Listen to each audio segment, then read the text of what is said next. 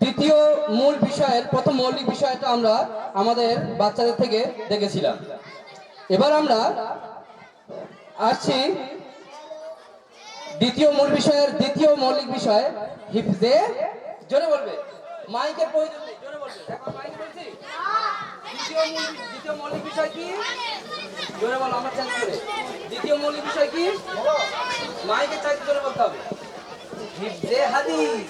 এই হিফজে হাদিস তোমরা শিখেছো?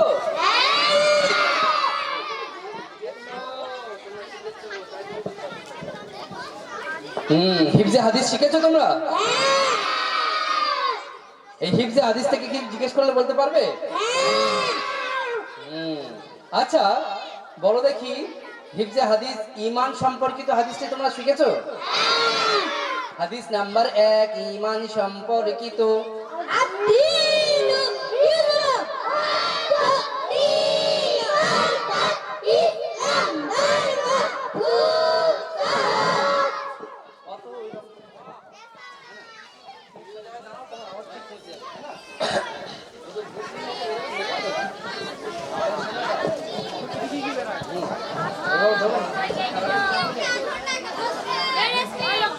মাশাআল্লাহ।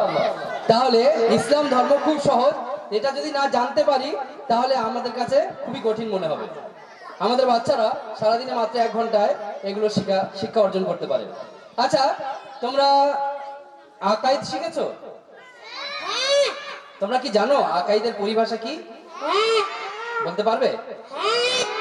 বলো দেখি। মানুষ যে সকল দ্বীনি কথার উপর অন্তর দিয়ে বিশ্বাস করে তাকে আকাইদ বলে। আচ্ছা, তোমরা কালিমায়ে তয়্যিবা শিখেছো? বলো দেখি কালিমায়ে তয়্যিবা। কালিমায়ে তয়্যিবা লা ইলাহা ইল্লাল্লাহু মুহাম্মাদুর রাসূলুল্লাহ সাল্লাল্লাহু আলাইহি ওয়াসাল্লাম।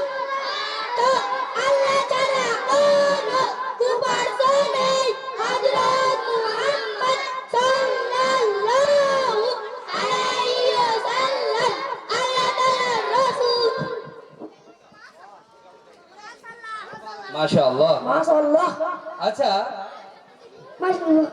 আচ্ছা, তোমরা নামাজ শিখেছো বাবা? দেখি আমাদের বাচ্চারা কতটা পরিশুদ্ধতার সাথে নামাজ শিখতে পেরেছে। এদের নামাজ এখন থেকেই প্র্যাকটিসের মধ্যে রাখা হয়েছে।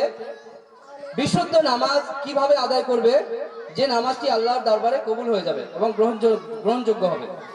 আচ্ছা, তোমরা কি জানো তাকবীরে তাহরিমা কি? এক বাক্যে বলো, একসাথেই।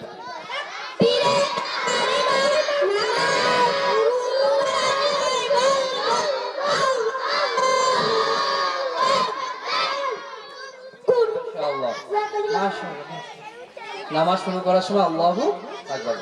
আচ্ছা, তোমরা রুকুতে গিয়ে কি বলো?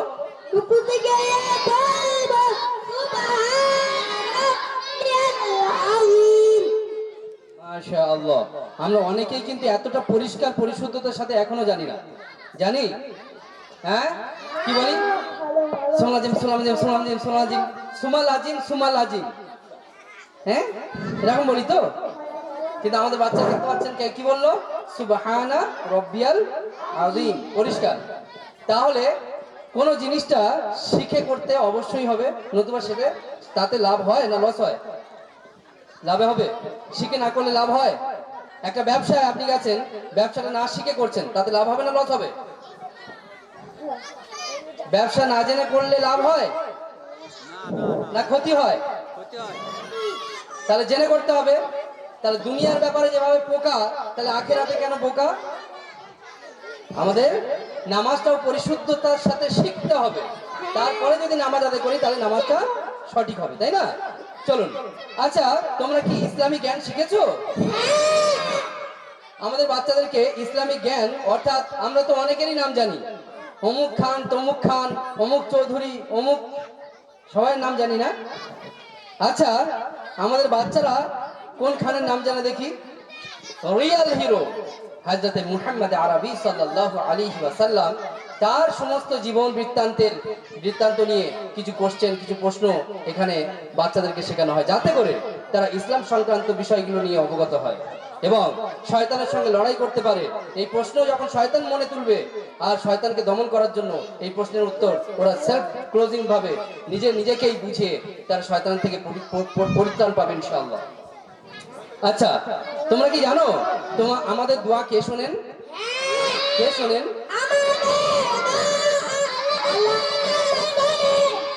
আচ্ছা, ফারিস্তা কাদের বলে?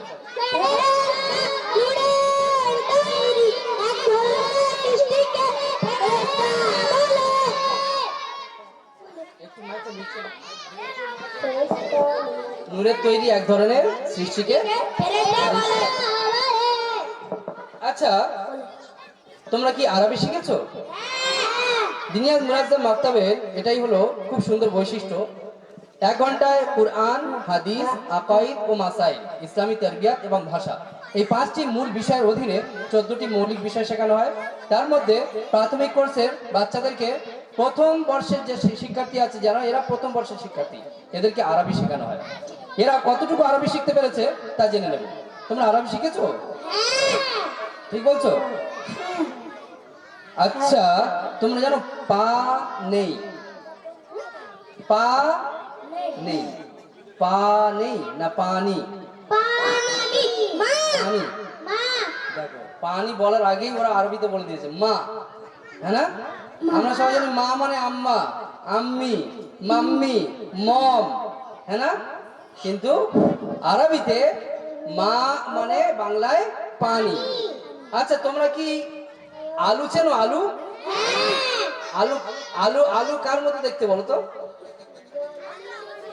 কে বলতে পারবে আলু কার মতো দেখতে? হ্যাঁ,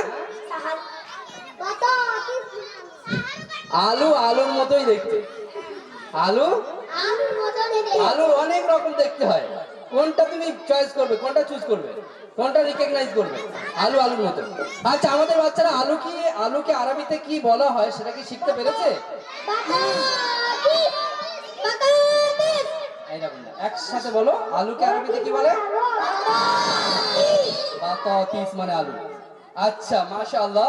তাহলে আপনারা দেখতেই পেলেন ফলাফল সামনেই, যে অ্যাকচুয়ালি ফলাফল তো পরীক্ষার ফলাফল হয়, তবে এটা আমাদের প্রেজেন্টেশনের উদ্দেশ্য এটাই যে এখনো পর্যন্ত যারা দিন থেকে দূরে আছে আর এরকম যুগের উপযোগী একটি সিলেবাস 1 ঘন্টায় সাজানো হয়েছে, দিনের 14টি মৌলিক বিষয় শিখতে পারবে এমন একটি সিলেবাস থেকে এখনো যারা দূরে আছে, সুশৃঙ্খল মুনাজ্জাম মাকতাব থেকে যারা এখনো দূরে আছে, যাদের গ্রামে, যাদের পাড়ায়, যাদের মসজিদে এখনো পর্যন্ত প্রচলিত হয়নি, তারা একটি মাকতাব, এইরকম একটি মাকতাব প্রতিষ্ঠা করার চেষ্টা করুন।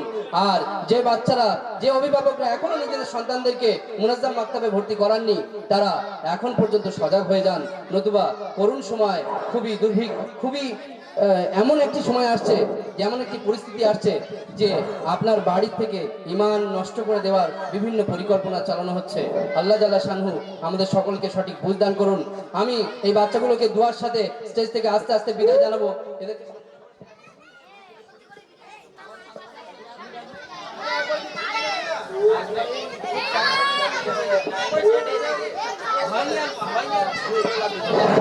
দোয়ার সাথে আমরা আস্তে আস্তে বিদায় জানাচ্ছি। আমরা সমস্ত এই বাচ্চাদেরকে সমস্ত